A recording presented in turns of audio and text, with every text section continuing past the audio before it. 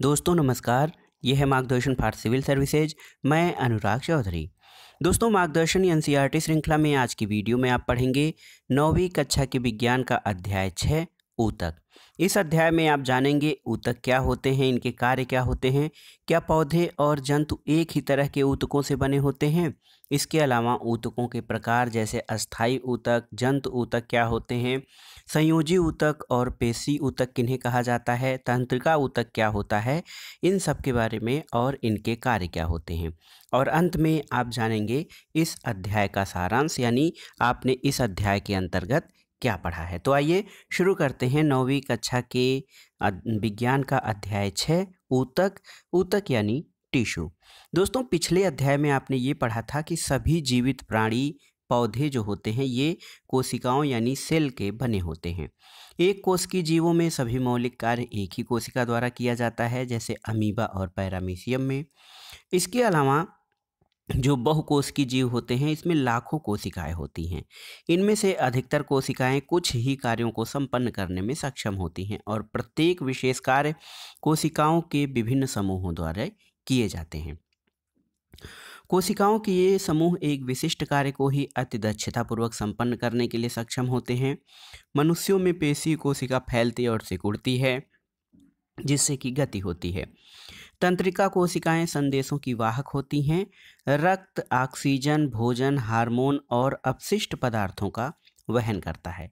इसके अलावा जो पौधे होते हैं उनमें वाहक नलियों से संबंधित कोशिकाएं भोजन और पानी को एक जगह से दूसरी जगह ले जाती हैं।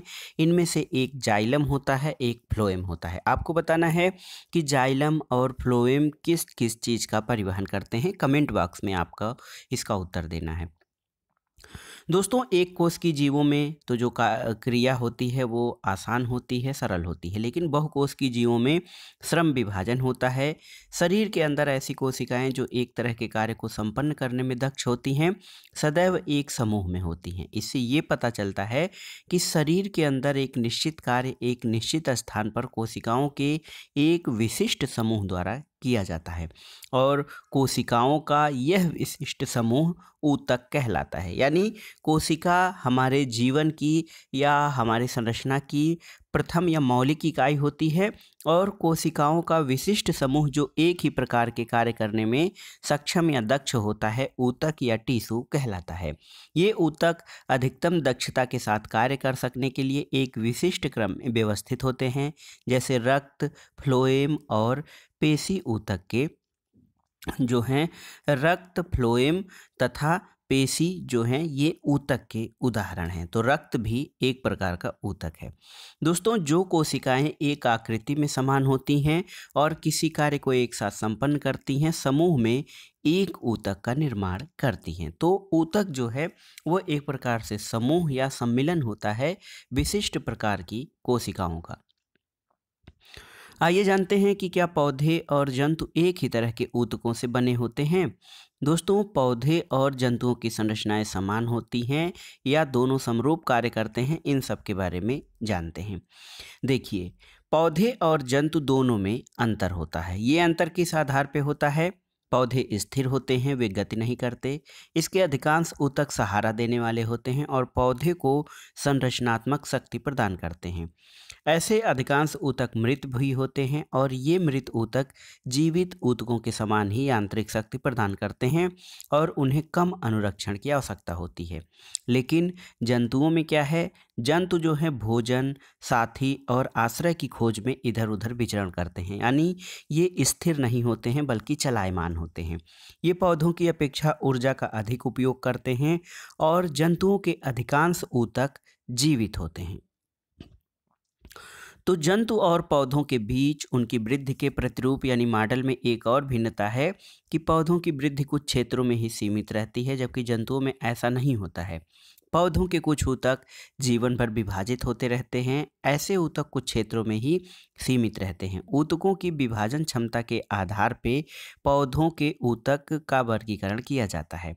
वृद्धि अथवा विभाज्योद्यक तथा अस्थायी ऊतक। जंतुओं की कोशिका वृद्धि अधिक एक रूप होती है, अतः जंतुओं में विभाज्य और अविभाज्य क्षेत्रों की कोई निश्चित सीमा नहीं होती है। दोस्तों दोस्तों, अंगों और अंग तंत्रों का संरचनात्मक संगठन जटिल पौधों की अपेक्षा जटिल जंतुओं में अति विशिष्ट और सीमित होता है।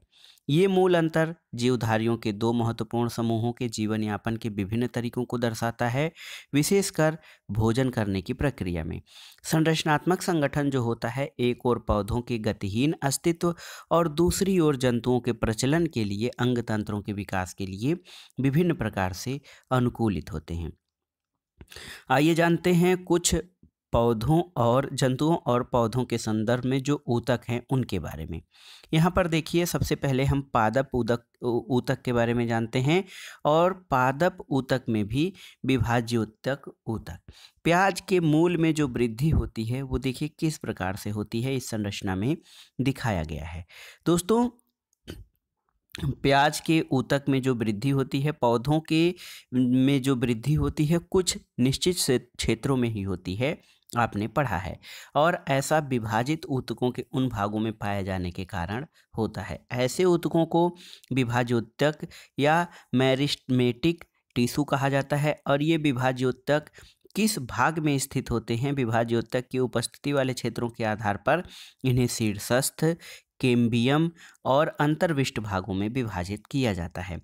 विभाज्योतक के द्वारा तैयार नई कोशिकाएं प्रारंभ में विभाज्योतक की तरह होती हैं, लेकिन जैसे ही वे बढ़ती हैं और परिपक्व होती हैं, इनके गुणों में धीरे धीरे परिवर्तन होता है और ये दूसरे ऊतकों और घटकों में विभाजित हो जाती हैं। देखिए, यहाँ पे ये जो है ये पार्श्व विभाज्योतक है, ये अंतर्विष्ट विभाज्योतक है और ये है शीर्षस्थ विभाज्योतक। तो किसी पौधे में विभाज्योतक की स्थिति आप इस संरचना के द्वारा समझ सकते हैं। दोस्तों, प्ररोह के शीर्षस्थ विभाज्योतक जड़ों और तनों की वृद्धि वाले भाग में विद्यमान होता है और इनकी लंबाई में वृद्धि करता है। तने की परिधि या मूल में वृद्धि जो होती है वो पार्श्व विभाज्योतक या कैम्बियम के कारण होती है। और अंतर्विष्ट विभाज्योतक पत्तियों के आधार पर या टहनी के पर्व के दोनों ओर उपस्थित होते हैं। इस ऊतक की कोशिकाएं अधिक क्रियाशील होती हैं, उनके पास बहुत अधिक कोशिका द्रव्य होता है, पतली कोशिका भित्ति होती है और स्पष्ट केंद्रक होते हैं। उनके पास रसधानी नहीं होती है। दोस्तों, अस्थाई ऊतक क्या होते हैं, इनके बारे में आइए जानते हैं। सबसे पहले अस्थाई ऊतक के बारे में जानने से पहले यहाँ पर तने की एक सेक्शन कार्ड का चित्र देखिए हैं। ये तना है, इसकी सेक्शन कार्ड का चित्र है। देखिए, ये बाहरी परत है एपिडर्मिस, उसके बाद हाइपोडर्मिस, कार्टेक्स होता है अंदर, फिर होता है endodermis, pericycle, phloem, cambium, metaxylem, protoxylem, मज्जाकिरण, जाइलम, पित्त। ये सारी चीज़ें जो हैं वो तने के अंदर जो काठ हम बनाते हैं उसमें जो कोशिकीय संरचना होती है इस तरह की होती है। आइए अस्थाई ऊतक के बारे में जानते हैं।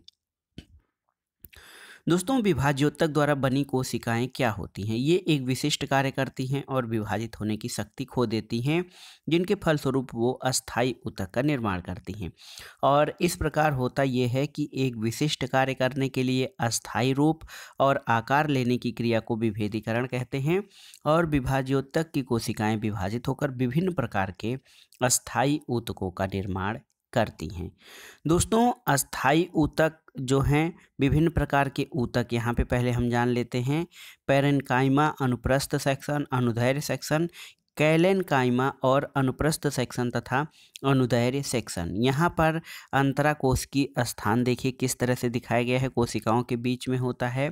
फिर यहाँ भित्ति की मोटाई, केंद्रक, रसधानी और कोशिका भित्ति जो कि एक कोशिका में निहित होते हैं उनके बारे में दिखाया गया है। तो दोस्तों, सरल अस्थाई ऊतक क्या होते हैं, इनके बारे में जान लेते हैं। कोशिकाओं की कुछ परतें जो हैं ऊतक के आधारी पैकिंग का निर्माण करती हैं, इन्हें पैरेन्काइमा ऊतक कहते हैं। ये अस्थाई ऊतक का एक प्रकार है। तो याद रखिएगा, पैरेन्काइमा जो है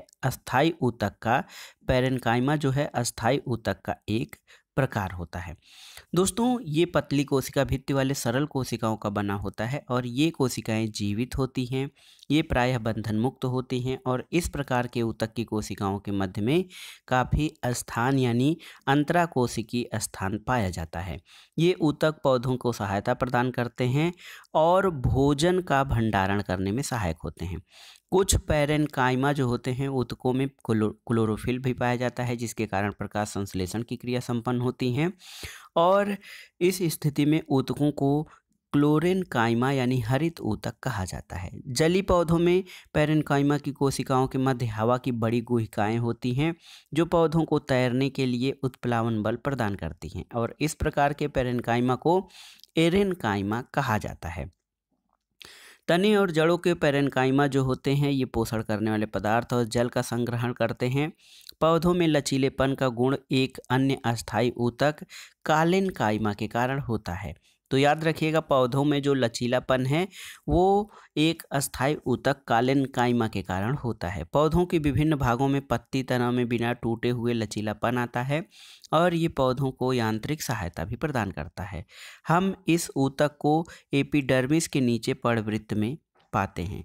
इस ऊतक की कोशिकाएं जीवित, लंबी और अनियमित ढंग से कोनों पर मोटी होती हैं और कोशिकाओं के बीच बहुत कम स्थान पाया जाता है।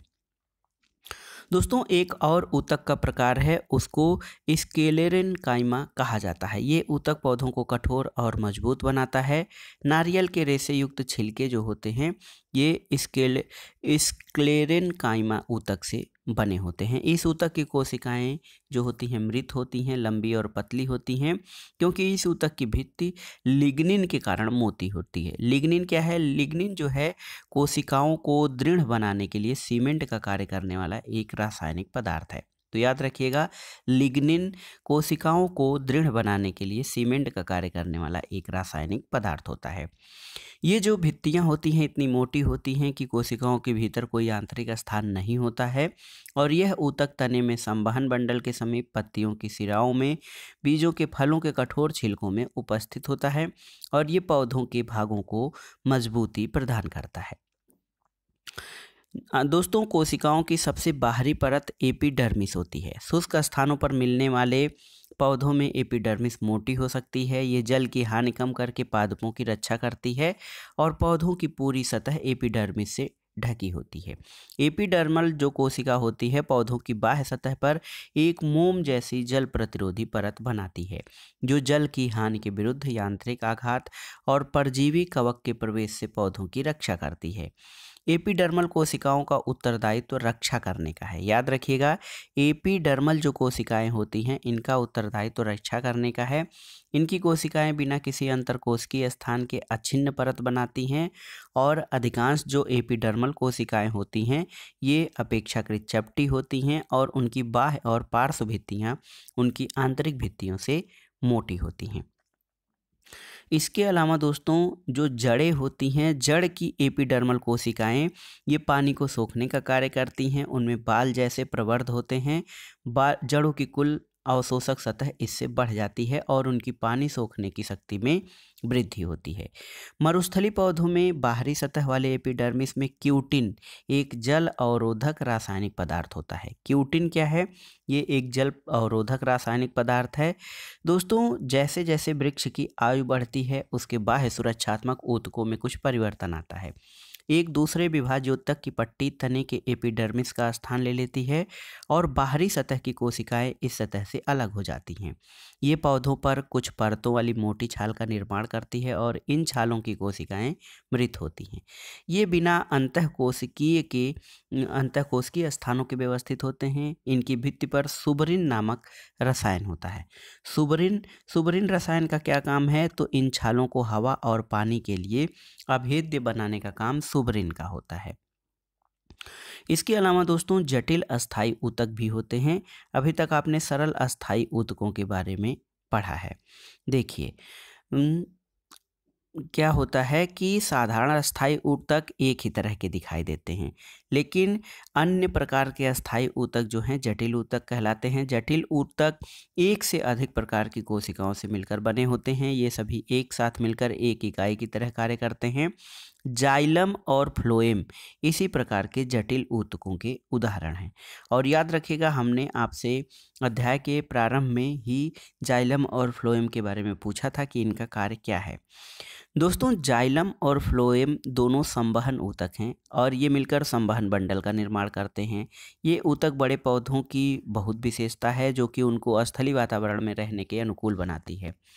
दोस्तों तने का एक भाग है यहाँ पर, और संवहन बंडल यहाँ पर फ्लोएम और यहाँ पे जाइलम दिखाया गया है। दोस्तों जाइलम ट्रैकीड या वाहिका जाइलम पेरेन्काइमा और जाइलम फाइबर ये मिलकर रेशे से बना होता है। इन कोशिकाओं की कोशिका भित्ति मोटी होती है और इसमें अधिकतर कोशिकाएं मृत होती हैं। ट्रैकीड और वाहिकाओं की संरचना नालिकाकार होती है। इनके द्वारा पानी और खनिज लवण का ऊर्ध्वाधर संवहन होता है। पेरेन्काइमा भोजन का संग्रह करता है और यह किनारे की ओर पानी के पार्श्वीय संवहन में मदद करता है। फाइबर या रेशे जो होते हैं ये सहारा देने का कार्य करते हैं। दोस्तों फ्लोएम जो होता है 4 प्रकार के अवयवों चालनी नालिका, साथी कोशिका, फ्लोएम पेरेन्काइमा और फ्लोएम रेशों से मिलकर बना होता है। चालनी नालिका क्या होती है? तो ये छिद्रित भित्ति वाली और नालिकाकार कोशिका होती है।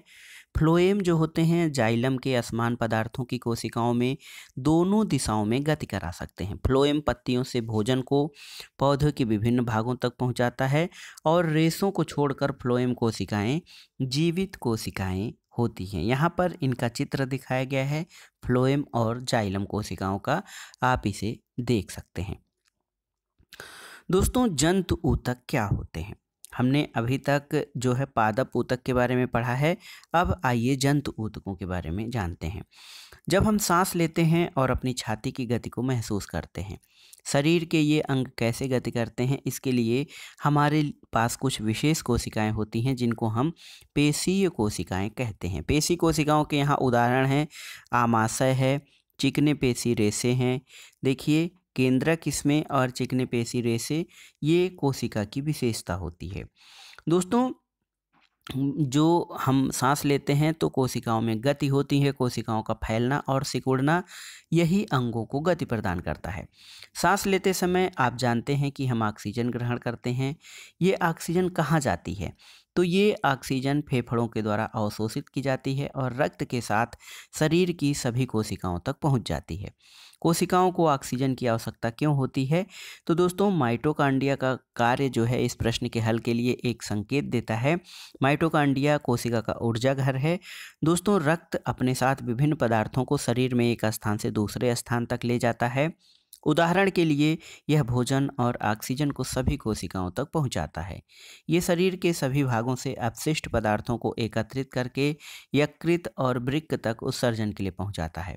रक्त और पेशियां दोनों ही हमारे शरीर में पाए जाने वाले ऊतकों के उदाहरण हैं। उनके कार्य जो होते हैं दोस्तों ये क्या हैं कि उनके कार्य के आधार पर विभिन्न प्रकार के जंतु ऊतकों के बारे में हम जान सकते हैं। एपिथीलियमी ऊतक, संयोजी ऊतक, पेशी ऊतक और तंत्रिका ऊतक, इन सब के बारे में हम जानेंगे। दोस्तों रक्त या ब्लड जो है एक प्रकार का संयोजी ऊतक है और पेशी जो होता है वो पेशी ऊतक का उदाहरण है। सबसे पहले आइए जानते हैं एपिथीलियमी ऊतक क्या होता है। दोस्तों जंतु के शरीर को ढकने और बाह्य रक्षा प्रदान करने वाले ऊतक एपिथीलियमी ऊतक कहलाते हैं। एपिथीलियम शरीर के अंदर बहुत से अंगों और गुहिकाओं को ढकते हैं। ये भिन्न भिन्न प्रकार के शारीरिक तंत्रों को एक दूसरे से अलग करने के लिए अवरोध का कार्य करते हैं। त्वचा, मुंह, आहार नली, रक्त नली का अस्तर, फेफड़ों की कूपिका, वृक्की नली आदि सभी एपिथीलियमी ऊतक से बने होते हैं और एपिथीलियमी ऊतक की कोशिकाएं एक दूसरे से सटी होती हैं और ये एक अनवरत परत का निर्माण करती हैं। देखिए विभिन्न प्रकार के एपिथीलियम ऊतक यहाँ पर किस प्रकार से दर्शाए गए हैं। सल्की एपिथीलियम ऊतक, घनाकार एपिथीलियम ऊतक, स्तंभाकार और साथ ही अस्तरित या सल्की एपिथीलियमी ऊतक यहाँ पे दिखाए गए हैं। दोस्तों ये जो पदार्थ होते हैं एपिथीलियमी ऊतक, इनके बीच इनकी परतों के बीच चिपकाने वाले पदार्थ कम होते हैं और कोशिकाओं के बीच बहुत कम स्थान होता है। जो भी पदार्थ शरीर में प्रवेश करता है या बाहर निकलता है वह एपिथीलियम की किसी परत से होकर अवश्य गुजरता है। इसके कारण ये होता है कि विभिन्न प्रकार की एपिथीलियमी कोशिकाओं के बीच पारगम्यता जो है शरीर तथा बाहरी वातावरण और शरीर के विभिन्न अंगों के बीच पदार्थों के आदान प्रदान में महत्वपूर्ण भूमिका निभाती है। सामान्य रूप से सभी एपिथीलियमी को एक बाह्य रेशेदार आधार झिल्ली उसे नीचे रहने वाले ऊतकों से अलग करती है।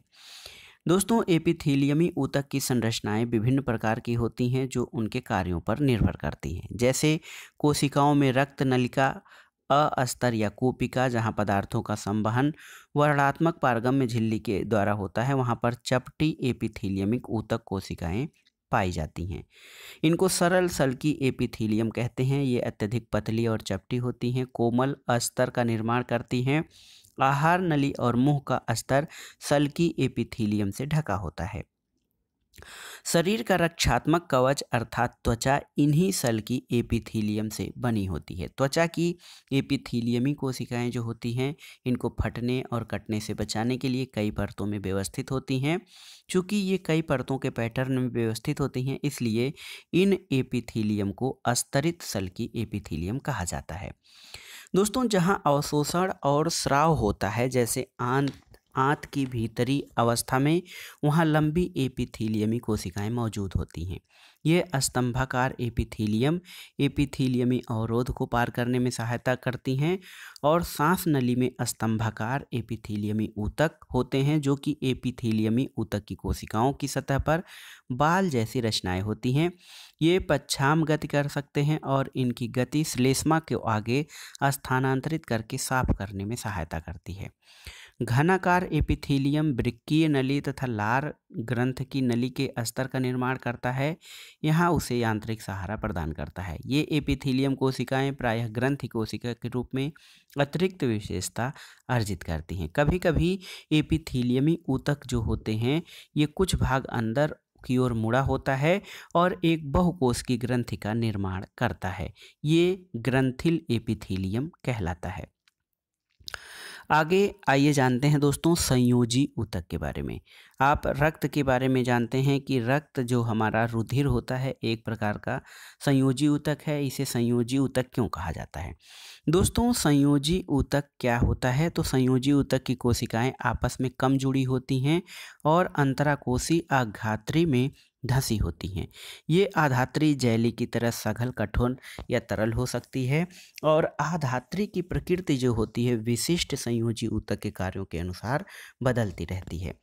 रक्त की एक बूंद जब आप स्लाइड पर लेते हैं और उसमें मौजूद विभिन्न कोशिकाओं को सूक्ष्मदर्शी से देखते हैं, तो इसमें क्या होता है कि रक्त का जो तरल आधात्री भाग होता है उसको प्लाज्मा कहा जाता है। प्लाज्मा में लाल रक्त कोशिकाएं, श्वेत रक्त कणिकाएं और प्लेटलेट्स होते हैं। प्लाज्मा में प्रोटीन, नमक और हार्मोन भी होते हैं। और रक्त जो है गैसों, शरीर के पचे हुए भोजन, हार्मोन और उत्सर्जी पदार्थों को शरीर के एक भाग से दूसरे भाग में संवहन करता है। अस्थि संयोजी ऊतक का अन्य उदाहरण होता है। ये पंजर का निर्माण करता है और शरीर का आकार प्रकार निर्धारित करता है। यहाँ पर देखिए दोस्तों किस प्रकार से जो है विभिन्न ऊतकों के, संयोजी ऊतकों के प्रकारों का चित्र दिया गया है। दोस्तों मांसपेशियों को सहारा देने के लिए, शरीर के मुख्य अंगों को सहारा देने के लिए ये ऊतक मजबूत और कठोर होता है। अस्थि जो है कार्यों के लिए इनके गुणों का क्या उपयोग है? तो दोस्तों अस्थि कोशिकाएं कठोर आधात्री में धंसी होती हैं। ये कैल्शियम और फास्फोरस से बनी होती हैं। दो अस्थियां आपस में एक दूसरे से एक अन्य संयोजी ऊतक जिसे स्नायु या अस्थि बंधान तंतु कहते हैं उससे जुड़ी होती हैं। यह ऊतक बहुत लचीला और मजबूत होता है। स्नायु में बहुत कम आधात्री होती है। एक अन्य प्रकार का संयोजी ऊतक कंडरा या टेंडन है जो अस्थियों से मांसपेशियों को जोड़ता है। कंडरा मजबूत और सीमित लचीलेपन वाले रेशेदार ऊतक होते हैं। उपास्थ या कार्टिलेज एक अन्य प्रकार का संयोजी ऊतक होता है। इसमें कोशिकाओं के बीच पर्याप्त स्थान होता है। इनकी ठोस आधात्री प्रोटीन और शर्करा की बनी होती है। ये अस्थियों के जोड़ों को चिकना बनाती है। दोस्तों उपास्थ जो है नाक, कान, गला और श्वास नली में उपस्थित होती है। हम कान की उपास्थि को मोड़ सकते हैं परंतु हाथ की अस्थि को नहीं। दोस्तों एलियोलर संयोजी ऊतक त्वचा और मांसपेशियों के बीच रक्त नलिका के चारों ओर और नसों और अस्थिमज्जा में पाया जाता है। ये अंगों के भीतर की खाली जगह को भरता है और आंतरिक अंगों को सहारा प्रदान करता है और ऊतकों की मरम्मत में सहायता करता है। दोस्तों एक प्रश्न ये है कि हमारे शरीर में वसा कहाँ संचित होता है। तो वसा का संग्रह करने वाला वसामय ऊतक त्वचा के नीचे आंतरिक भागों के बीच पाया जाता है। वसा का जो संचय करने वाला वसामय ऊतक त्वचा के नीचे जो हमारी स्किन है उसके नीचे आंतरिक भाग में पाया जाता है और इस ऊतक की कोशिकाएं वसा की गोलिकाओं से भरी होती हैं। वसा संग्रहित होने के कारण ये उष्मीय कुचालक का भी कार्य करता है। इसके अलावा जानी आइए संयोजी ऊतक के बाद आइए जानते हैं पेशीय ऊतक के बारे में। दोस्तों पेशी ऊतक लंबी कोशिकाओं का बना होता है जिसे पेशीय रेशा या मस्कल फाइबर कहा जाता है। मसल फाइबर ये हमारे शरीर में गति के लिए उत्तरदायी है। पेशियों में एक विशेष प्रकार की प्रोटीन होती है जिसे सिकुड़ने वाला प्रोटीन कहते हैं, जिसके संकुचन और प्रसार के कारण गति होती है। कुछ पेशियों की हम इच्छानुसार गति करा सकते हैं। हाथ और पैर में विद्यमान पेशियों को हम अपनी इच्छानुसार आवश्यकता पड़ने पर गति करा सकते हैं, उनकी गति को रोक सकते हैं और इस तरह की पेशियों को ऐच्छिक पेशी कहा जाता है। इन पेशियों को कंकाल पेशी भी कहा जाता है क्योंकि ये अधिकतर हड्डियों से जुड़ी होती हैं। दोस्तों शारीरिक गति में सहायक जो होती हैं, सूक्ष्मदर्शी से देखने पर ये पेशियां हल्के और गहरे रंगों में एक के बाद एक रेखाओं या धारियों की तरह प्रतीत होती हैं और इसी कारण इसे रेखित पेशी भी कहा जाता है। इस ऊतक की कोशिकाएं लंबी बेलनाकार शाखा रहित और बहुनाभीय होती हैं। आहार नली में भोजन का प्रवाह या रक्त नलिका का प्रसार और संकुचन जैसी गतियां हमारी ऐच्छिक गतियों के अंतर्गत नहीं आती हैं। दोस्तों इन गतिविधियों को हम स्वयं संचालित नहीं कर सकते हैं। इन गतियों को इच्छानुसार प्रारंभ या बंद नहीं कर सकते हैं। चिकनी पेशियां अथवा अनैच्छिक पेशियां इनकी गति को नियंत्रित करती हैं। हमारे आँख की पलक, मूत्रवाहिनी और फेफड़ों की श्वसनी में भी ये पाई जाती हैं। ये कोशिकाएं लंबी और इनका आखिरी सिरा नुकीला या तुर्क रूपी होता है। ये एक केंद्रकीय होती हैं और इनको आरेखित पेशी भी कहा जाता है। आरेखित पेशी क्यों? तो हृदय की पेशियां जीवन भर लयबद्ध होकर प्रसार और संकुचन करती हैं। इन अनैच्छिक पेशियों को कार्डिक या हृदयक पेशी कहा जाता है। दोस्तों हृदय की पेशी कोशिकाएं बेलनाकार शाखाओं वाली और एक केंद्रकीय होती हैं। विभिन्न प्रकार की पेशी ऊतकों की संरचना की जब आप तुलना करेंगे तो उसमें देखिए केंद्रक की संख्या और कोशिका में केंद्रक की स्थिति कहाँ पाई जाती है। यहाँ पर देखिए केंद्रक जो है ये केंद्रक की स्थिति यहाँ पर है और इस प्रकार के ये इस कोशिका में केंद्रक की स्थिति इस तरह से पाई जाती है। तो पेशी ऊतक में रेखीय ऊतक, चिकनी पेशी और हृदय पेशी इस तरह से आप उदाहरण देख सकते हैं। दोस्तों तंत्रिका ऊतक भी बहुत ही महत्वपूर्ण है। सभी कोशिकाओं में उत्तेजना के अनुकूल प्रतिक्रिया करने की क्षमता होती है। तंत्रिका ऊतक की कोशिकाएं बहुत शीघ्र उत्तेजित होती हैं और इस उत्तेजना को बहुत शीघ्र ही पूरे शरीर से एक स्थान से दूसरे स्थान तक पहुंचा देती हैं। मस्तिष्क, मेरुरज्जु और तंत्रिकाएं सभी तंत्रिका ऊतकों की बनी होती हैं। तंत्रिका ऊतक की कोशिकाओं को तंत्रिका कोशिका या न्यूरॉन कहा जाता है। न्यूरॉन में कोशिकाएं केंद्रक और कोशिका द्रव्य में होते हैं। इससे लंबे पतले बालों जैसी शाखाएं निकली होती हैं और प्रायः प्रत्येक न्यूरॉन में इस तरह का एक लंबा प्रवर्त होता है जिसको कि एक्सान कहते हैं। यहाँ पर देखिए तंत्रिका न्यूरॉन तंत्रिका ऊतक की इकाई दिखाई गई है। इसमें केंद्रक है, डेंड्राइट है और तंत्रिकाक्ष है यहाँ पर दिखाया गया है। दोस्तों तंत्रिका कोशिका जो है 1 मीटर तक लंबी हो सकती है और बहुत सारे तंत्रिका रेशे संयोजी ऊतक के द्वारा एक दूसरे से मिलकर एक तंत्रिका का निर्माण करते हैं। दोस्तों तंत्रिका का स्पंदन हमें इच्छानुसार अपनी पेशियों की गति करने में सहायता करता है और तंत्रिका और पेशी ऊतकों का कार्यात्मक संयोजन प्रायः सभी जीवों में मौलिक होता है और साथ ही यह संयोजन उत्तेजना के अनुसार जंतुओं को तेज गति प्रदान करता है। तो दोस्तों ये था आज का अध्याय 9वीं कक्षा के विज्ञान का अध्याय 6 ऊतक। इस अध्याय में आपने क्या सीखा या इसका सारांश क्या है, आइए देखते हैं। ऊतक कोशिकाओं का एक समूह होता है जिसमें कोशिकाओं की संरचना और कार्य एक समान होते हैं। पौधों के ऊतक 2 प्रकार के होते हैं, विभाज्य ऊतक और अस्थायी ऊतक। विभाज्य ऊतक ऊतक का एक विभाज्य ऊतक है और यह पौधों की वृद्धि वाले क्षेत्रों में पाए जाते हैं। अस्थायी ऊतक विभाज्य ऊतक से बनते हैं जो एक बार विभाजित होने की क्षमता को खो देते हैं। इनको सरल और जटिल ऊतकों में वर्गीकृत किया जाता है। पैरेन्काइमा, कालेन्काइमा और स्क्लेरेन्काइमा सरल ऊतकों के 3 प्रकार होते हैं। जाइलम और फ्लोएम जटिल ऊतकों के प्रकार हैं। एपिथीलियमी पेशीय संयोजी और तंत्रिका ऊतक जंतु ऊतक होते हैं।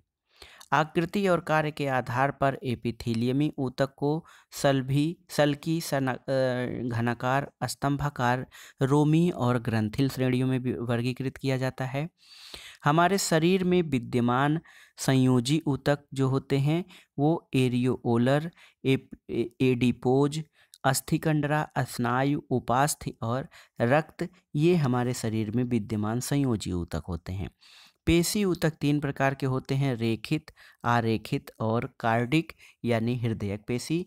दोस्तों तंत्रिका ऊतक जो है वो न्यूरॉन का बना होता है जो संवेदना को प्राप्त और संचालित करता है। तो ये था आज का वीडियो 9वीं कक्षा के विज्ञान का अध्याय 6। वीडियो आपको कैसा लगा हमें कमेंट बॉक्स में ज़रूर बताइएगा। इसके अलावा आपके लिए कुछ प्रश्न हैं, उनका उत्तर आपको कमेंट बॉक्स में देना है। वीडियो को लाइक करें, शेयर करें और इस चैनल मार्गदर्शन फॉर सिविल सर्विसेज को सब्सक्राइब करें। वीडियो देखने के लिए धन्यवाद दोस्तों।